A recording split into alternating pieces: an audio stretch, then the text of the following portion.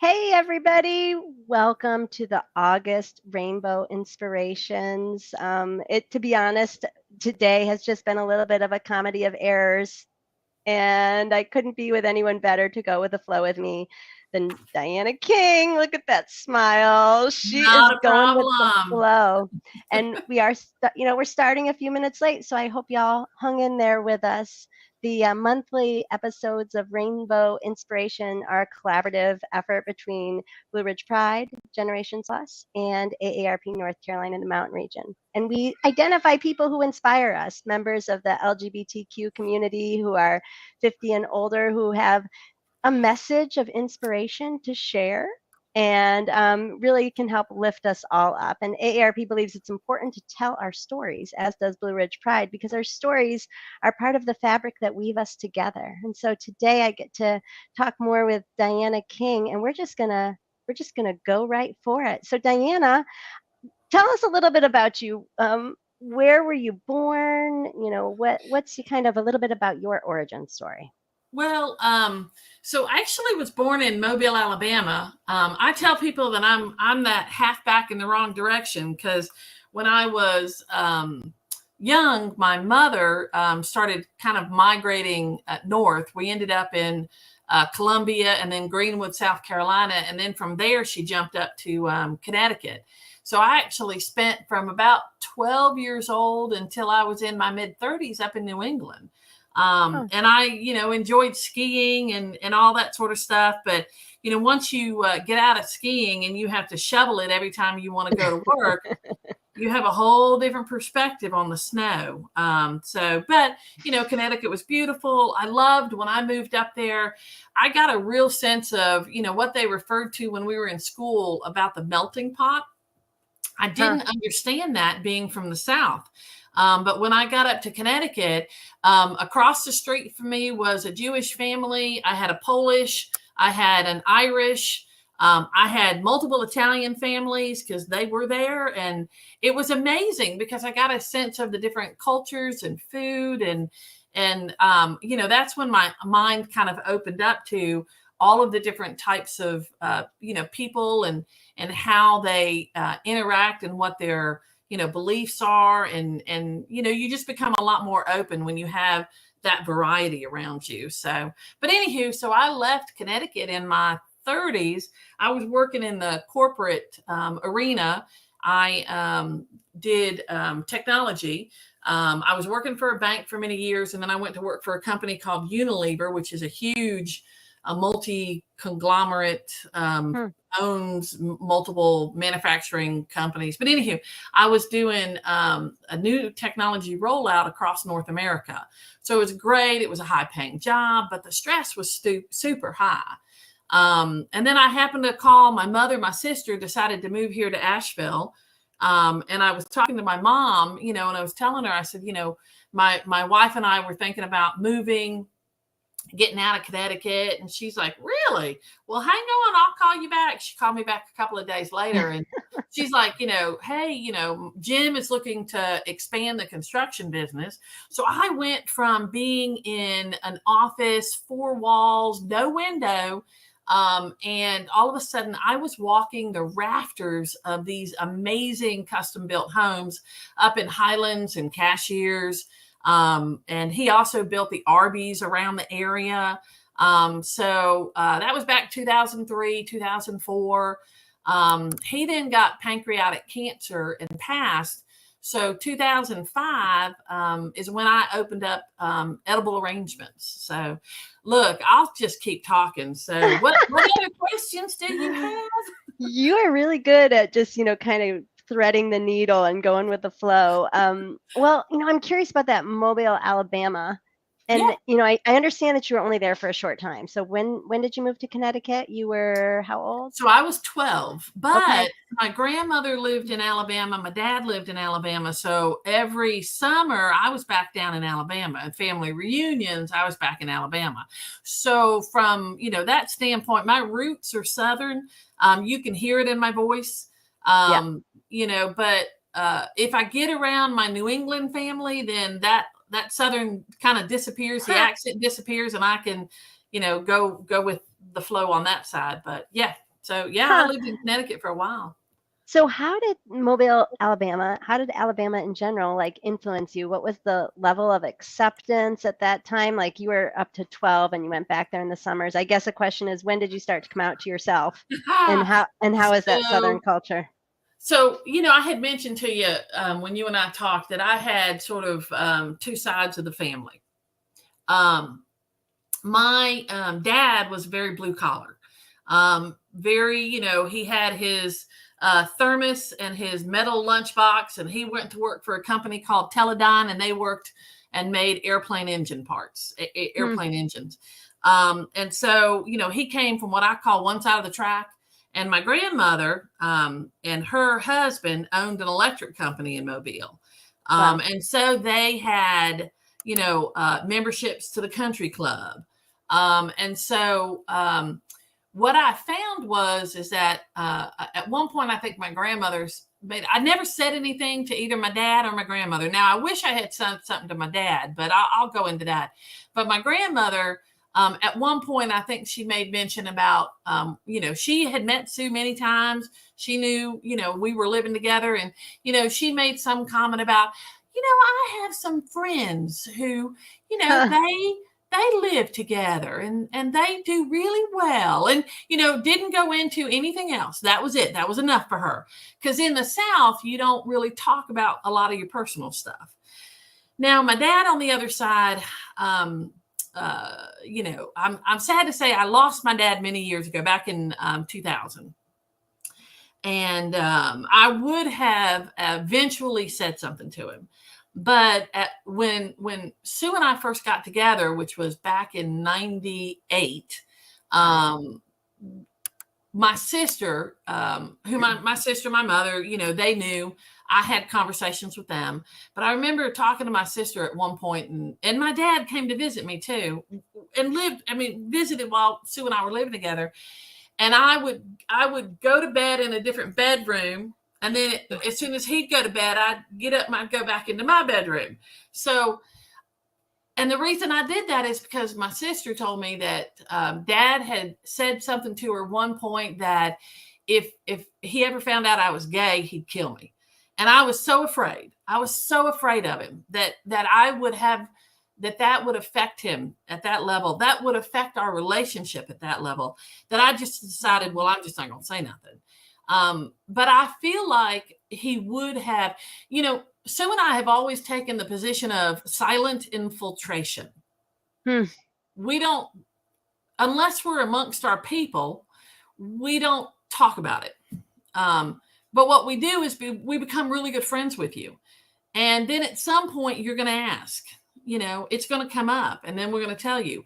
And then you're going to have to deal with the uncomfortableness of your thoughts and beliefs about that, because Hmm. you already know us and you're friends and you like us. And so now how do you weigh that? So it's always been our approach that it's not like we, walk in the door, carrying our flag.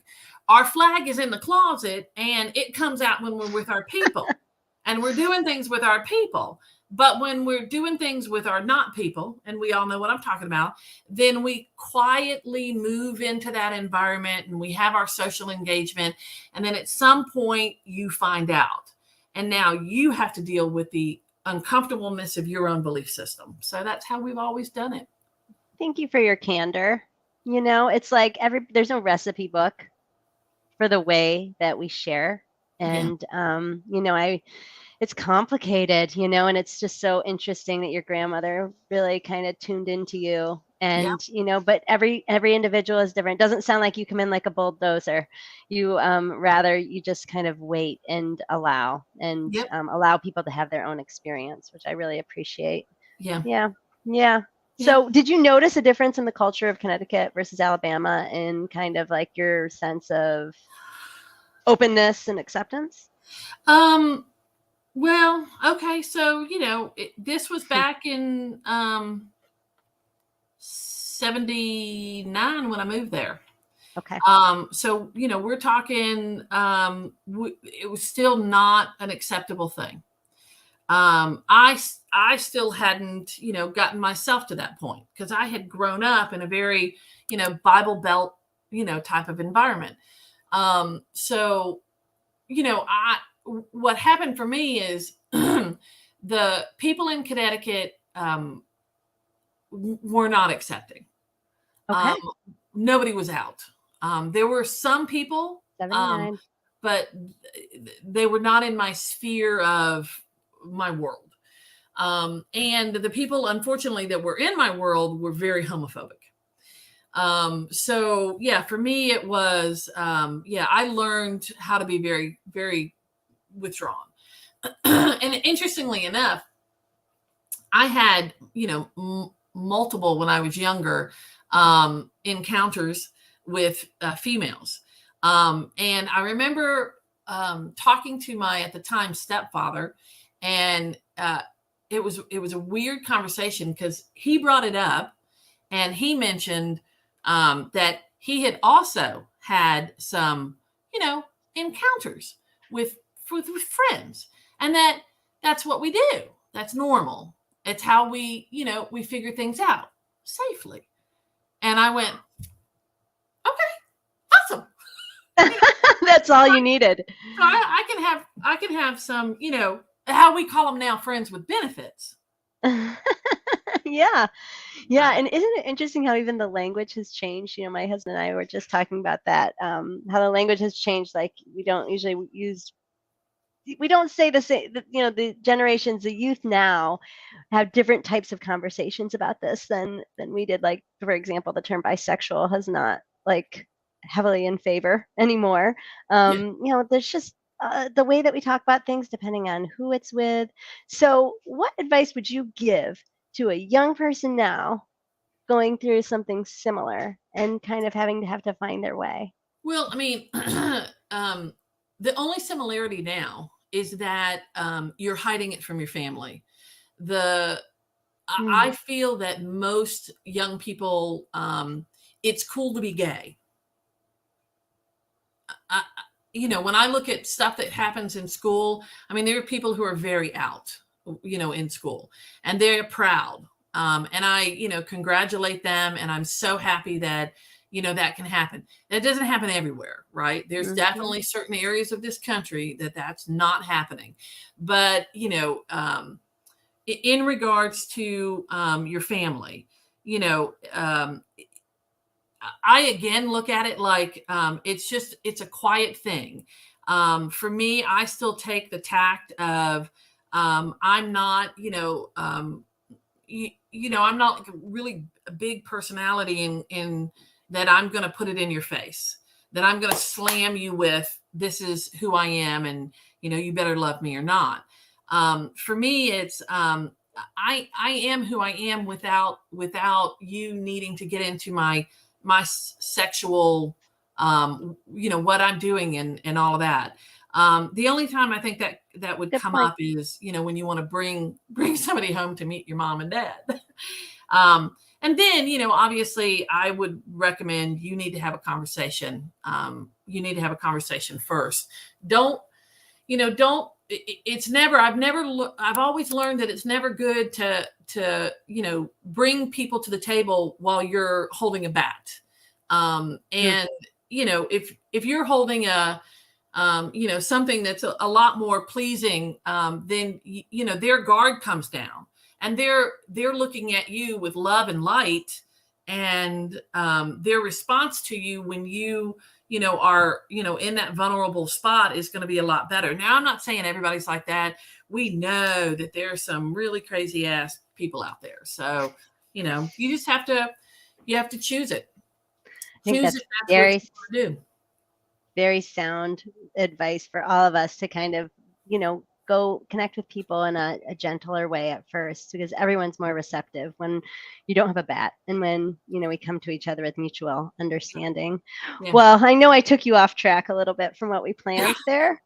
I know. I was like, wait, I'm looking at my questions going, wait. That's not in those questions. That's how, I like it better. I think it's great when it flows. And, I don't know if I told you, but, you asked me a question and I'll give you a long answer because I'm not afraid to talk. That's definitely one of my things. Yeah, I mean, it seems like when we've spoken before, you process things out loud and you make connections like as we're talking, and that's cool. That's part of your wisdom. So I am gonna jump to a real question now.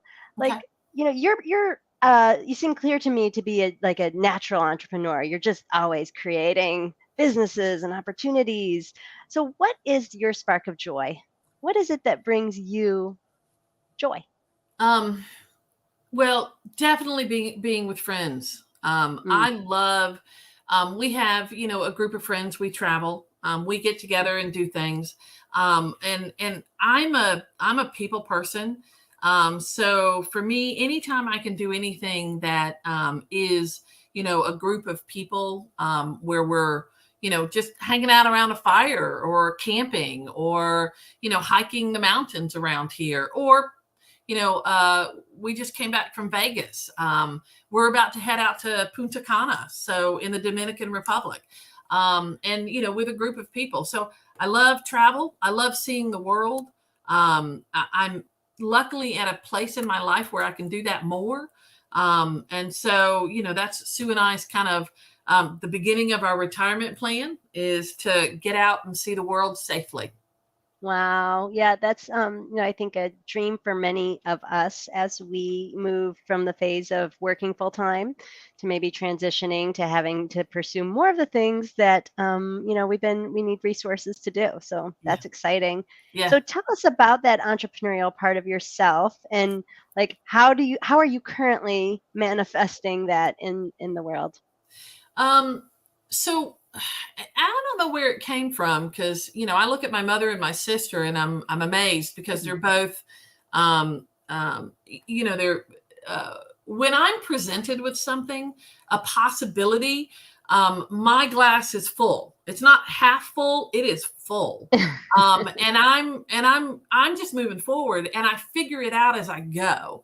A lot of entrepreneurs will tell you you have to have a leap of faith.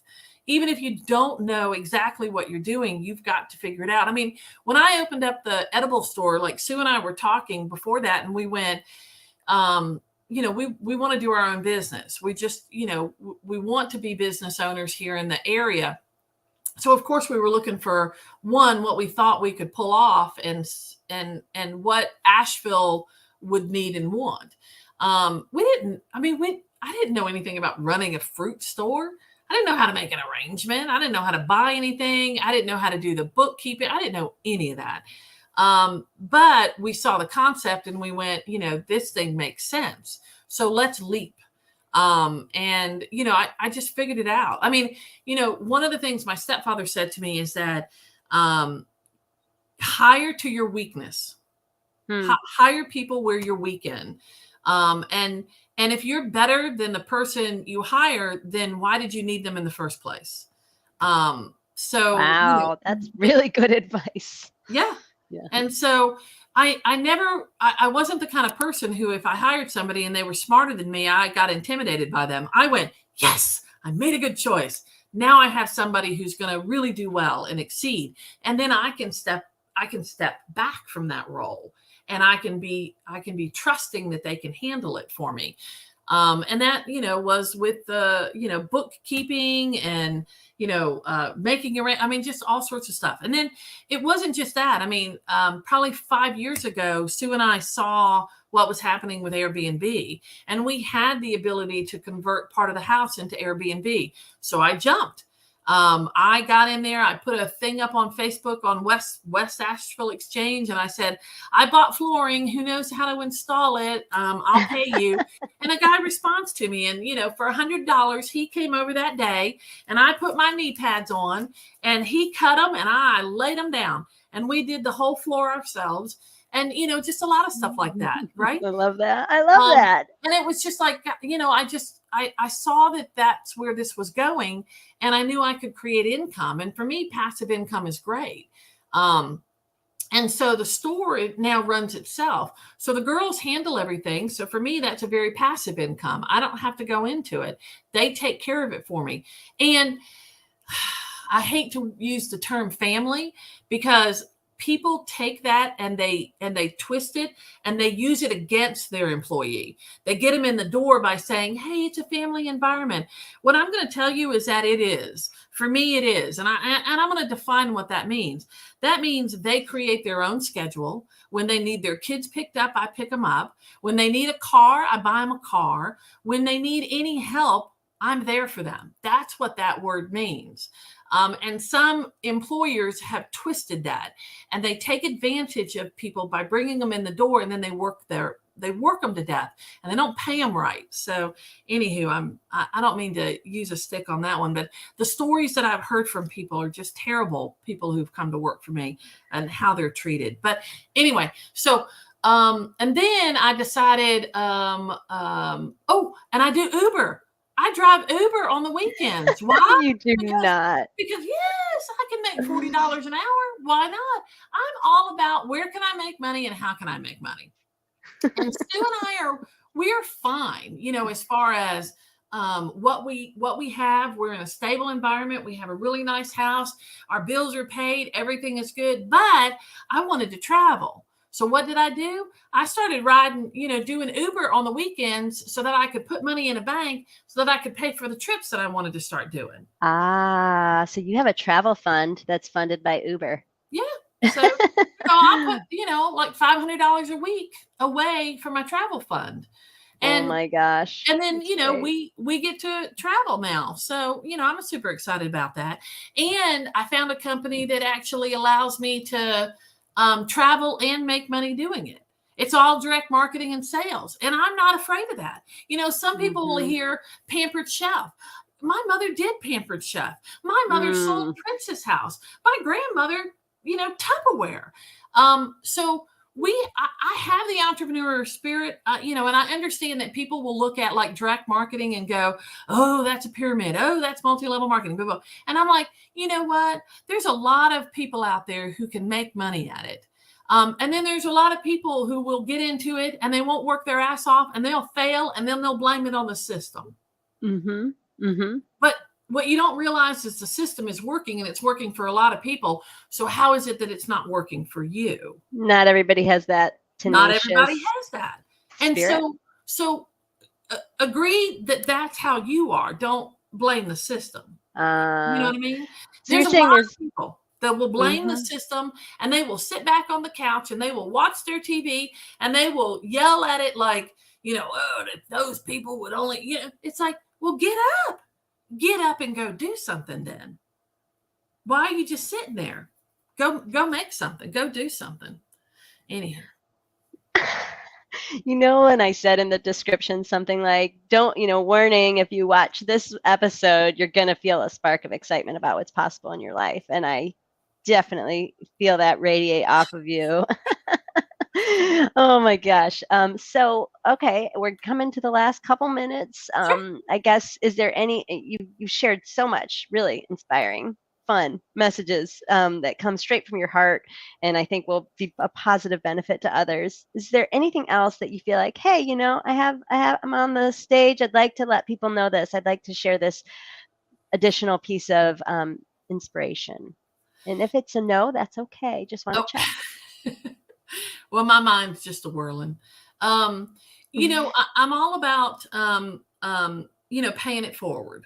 Okay. So get involved. Get involved with the community. Whatever you need to do, if it's an individual. I'm not saying, everybody on the street corner, you need to give $5 to. That's not what I'm saying. But I am saying that be involved in your local community and somehow do a service for your friends or your family, and it is a service with no strings. It has to be a service with no strings. If it's friends or family, you cannot be holding a scale with, well, I did you this favor, you should do me this favor. That's not how service works. And it is extremely rewarding. When you know that you have the ability to help and you're at a position where you can help, then you deserve it to yourself to help. And I'm not saying you deserve to do it for other people. It's for yourself, because it really is rewarding internally, to build something and then give back, to get to a position where you can give back. Because I think that's the mic drop. Okay.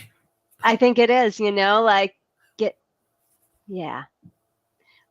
I love it. Oh, it's so much fun to talk to you, Diana, and I just thanks for showing up into this for me today. You're very welcome. Absolutely. So if you liked this episode of Rainbow Inspirations, please just press share. It's kind of fun. That's the benefit of social media. Get to know your neighbors and people in Western North Carolina who are living inspiring lives. And just want to remind everybody that this is in collaboration with Blue Ridge Pride. So check out Blue Ridge Pride. And we have lots of projects going on with Generation Plus, including different oral history projects. So stay tuned. And next month, we'll be back on the first Wednesday of September with another very interesting community member. I'll let it be a surprise, but join us again. Thanks, Diana. And you're very welcome. Hope to see you again. I hope to see you in person someday. Oh, yes. Yes. All right. Bye, everybody. Bye.